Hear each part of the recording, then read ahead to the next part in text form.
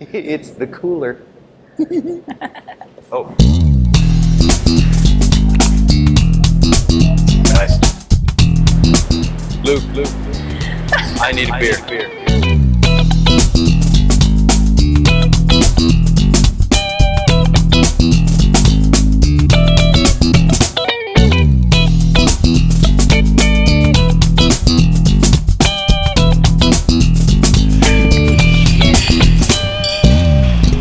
Welcome back to the Happy Hour, guys, featuring myself, Jimmy Ludwig, and Mark Aldrich. And Mark is very sad this week because he could not make it to St. Louis, which is where we are today, at Perennial Artisan Ale. These guys just won another medal at the Great American Beer Festival. In fact, they won gold. We're going to chat with them. We're going to taste some beer. It's going to be an amazing day. What you love about the place, or stuff that you think is really important? Like vanilla ice. Like vanilla ice. Right. Let's check out Perennial Artisan Ales. Hi, I'm Rachel Ogborn, and I'm the events manager here at Perennial Artisan Ales. She's also really cool, and she's a theater person, which makes her our favorite brewery employee of all time. Yeah, I'm Phil Wymore. I'm the brewmaster and founder of Perennial Artisan Ales. Now, you guys have been in this space since 2011? Since 2011. Since 2011. Yeah. You started here, right? Started this is where you started. So this is our 8.5 barrel brew house. 8.5 barrels. And here is our mash tun.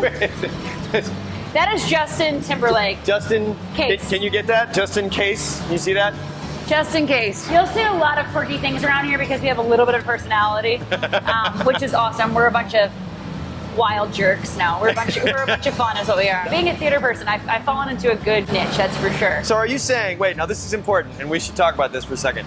Are you saying that there are great similarities between the theater world and the brewing world? Absolutely, and restaurants falls right in the middle of that. So it's not just us saying this, right? Our world is a craft world, and the brewing world is a craft world. Absolutely. There are a lot of similarities, and a lot of the peoples are just awesome, weird people who never had friends in high school. Absolutely, yeah. definitely weirdos who have blossomed finally. That's yeah, right, yeah. and are taking over the world. What was this building before it was Perennial? It was a Coca-Cola syrup factory. What? Yeah, back in the day, yeah. It's rumored to be haunted, like several men died here, yeah. And we're creeps like that, so we're like... But no, we you don't understand, we've shot episodes at haunted bars, but we've really? never shot at a haunted brewery before.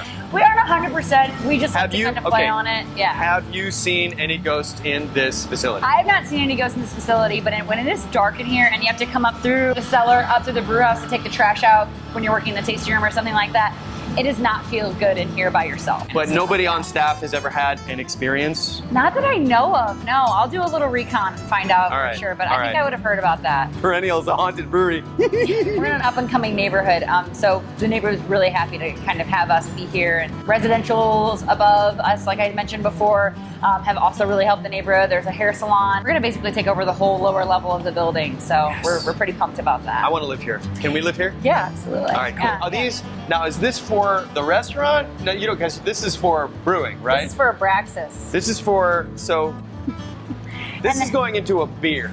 I'm really kind of enamored by the fact that you guys, you view just about anything as an ingredient. We focus on every aspect, but identity-wise, you look at some breweries and you say, okay, they're very hop-forward. Right. They're a hoppy brewery. I've always sort of described us as a yeast brewery. I mean, we've probably used 20 to 30 different yeast strains since we've opened the doors Wow. here. Lots of adjuncts too, right? So, I mean, something like ABRAXAS. There's a lot of cinnamon happening. And that's what the bourbon's for, too. It was steeped on dried ancho chili peppers, vanilla beans, like whole vanilla bean pods. Are there any bottles of ABRAXAS around? No, we're out. Not at all? You were in Chicago for quite a while. You worked at Goose Island, is that correct? That's correct, yeah. I actually started out in my brewing career at a brew pub in Columbia, Missouri. So down here.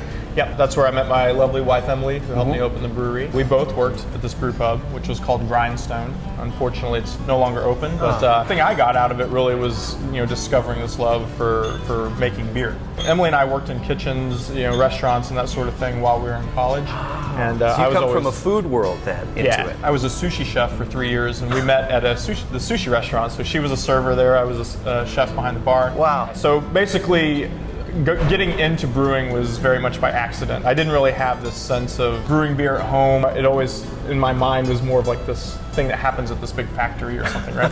Well, what was cool about working at the brew pub was, I all of a sudden had access to all this really great tasting beer that I wasn't spending a lot of any money on. Also, I was just very fascinated with the fact that people like you and me can make beer. You get to work with your hands and you can geek out on all the science that you want to. So then I started home brewing like crazy with this goal in mind of, trying to tweak this, make something a little less bitter, bring out the sweetness of this or that. So you were really palate focused from the very beginning. Yeah, absolutely. There's magic happening all over this brewery, but some of the coolest and most interesting magic in any brewery happens in a room like this.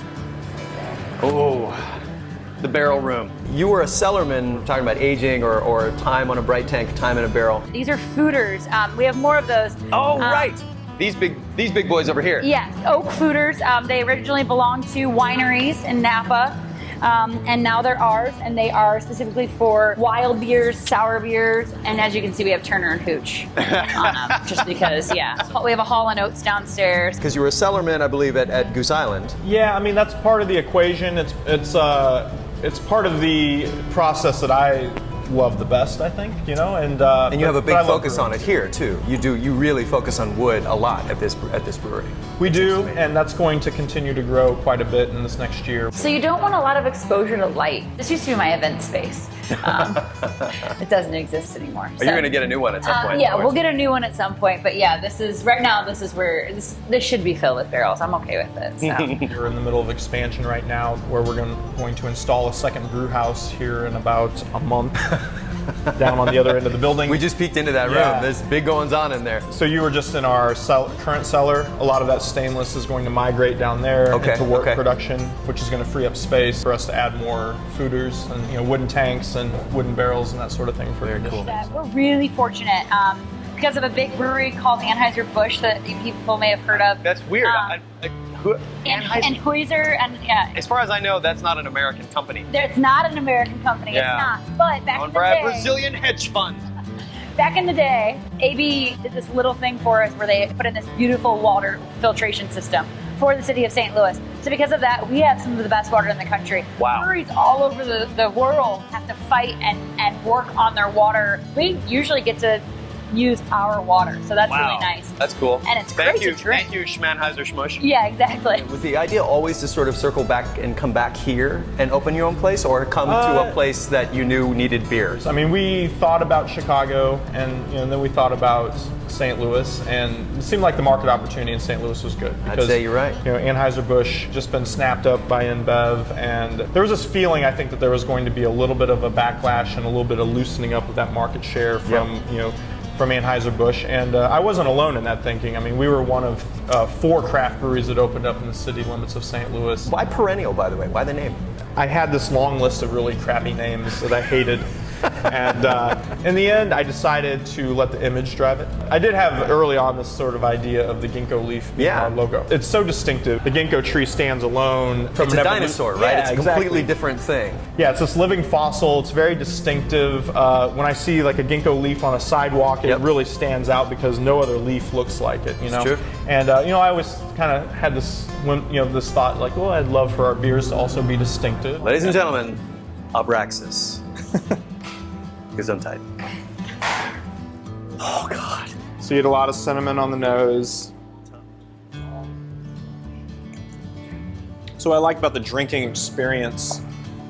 ABRAXAS poured silky smooth and had layers of flavor and complexity that we are still thinking about. Then we tried the Savant Blanc, which is their gold medal winner this year. This is a Brett fermented Belgian golden ale, and oh my God, aged in Chardonnay barrels. I wanted to give Perennial a gold medal just for letting me try some. And the beer is only the first reason to go to Perennial. Their ethic, their philosophy, their spirit of experimentation, that's incredible. But you know what? The people are what make any brewery, and these folks are wonderful.